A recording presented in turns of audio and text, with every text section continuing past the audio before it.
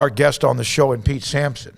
Yeah, I was asking about why should the Big 12 be proactive, and we just kind of read it and didn't really talk about it. I think they've got to be proactive because it's the exact opposite of what they've been now for basically their entire existence. I mean, we've seen what not being proactive does. We've seen what being reactive does. It has you on your heels scrambling backwards as your two bell cows are leaving the conference for enemy territory. That's what not being active got you. And just thinking, oh, no, everything's cool, everything's great. You know what? I think with the SEC, and I don't know this for sure, but I would imagine even when they're raking in record profits and record All-Americans and record championships, I bet Greg Sankey is still sitting there going, how can we be better? What can we do? What can we do next? And to me, like, there was a sense of contentment at Big 12 Media Days with everybody. It was just like, even if everything's okay, it's still not okay. Like, it's still a conference that's fallen to the wayside in terms of, exposure and just money allotment and all of that. And they weren't at the very bottom, but now it feels like they're at the very bottom. So I just think being proactive is the opposite of what you've done, and we see where what they've done's taken them. And I think, too, that if you sit on your hands with this, that you don't know that a Pac-12 doesn't come in at some point before you're like, I mean, depending on how long you plan on taking with this thing, you can't afford to, do 2 years, 3 years from now, because I feel like so much could change that all of a sudden UCF is an apple in the eye of someone else who's looking at, you know what, maybe we should add a couple more teams.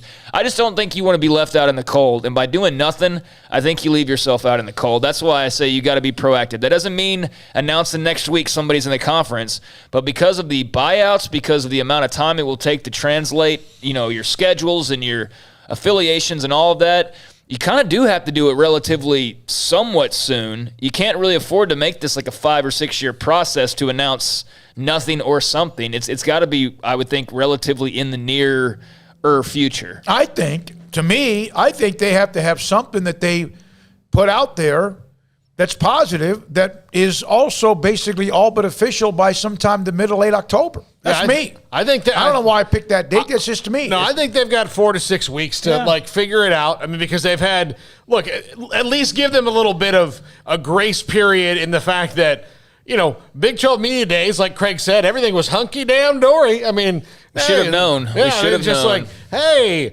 expansion's unnecessary. 12-team playoff. Unity. One true champion. Hey, guys. Yeah. Look, there's Lincoln Riley and Steve Sarkisian. Aren't we lucky to have those guys? Awesome. All right. And then a week later, it's like, what? What do you mean? So they got blindsided. So let them get over the shock of it and deal with the immediate ramifications. And then post that, now start moving forward. Deal with the immediacy of calling the Pac-12, Big Ten, and ACC, trying to get in the scheduling alliance, being told no. Okay, that happened. All right, so what do you do now? You start looking at expansion, and you don't just, listen.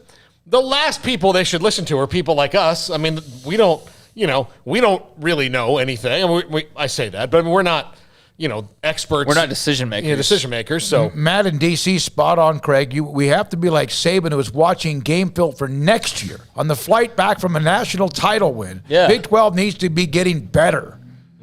Yeah, that's what I want to see. I want to see them get better. I want to see them have a message, have an identity, have some gumption behind what they're saying and what they believe. And there's been, really little to none of that. No identity even for the most part. I mean, the identity of the Big 12 the last few years has been Oklahoma wins it every year, but they're not good enough to win a national title.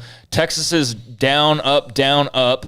And then, those are the only two schools that most people really talk about. There's the occasional, oh, hey, good run by Baylor 3 years ago, or Iowa State last couple years. But, for the most part, it's pretty clear how they're viewed, right? So I just think that you gotta own who you are and own who you're going to be and know who that is and what that's going to be like. And again, I just keep preaching, think outside the box and be innovative and maybe launch a network app since you can't get an over-the-air network or just do things like that. But, there's plenty of room for them to grow and get better, but they do have to figure out the expansion side first, because the last thing that they can afford, or any of these schools will afford, is to do what they did the last time around. I mean, if they did that and 4 weeks from now they announce, oh, well, we're just going to stay at 10, or 8. Well, that's, how that will go over. So, yeah, I do think they need to be proactive for the last 5 minutes of what we said. Turd meat punch bowl. That's what that would be.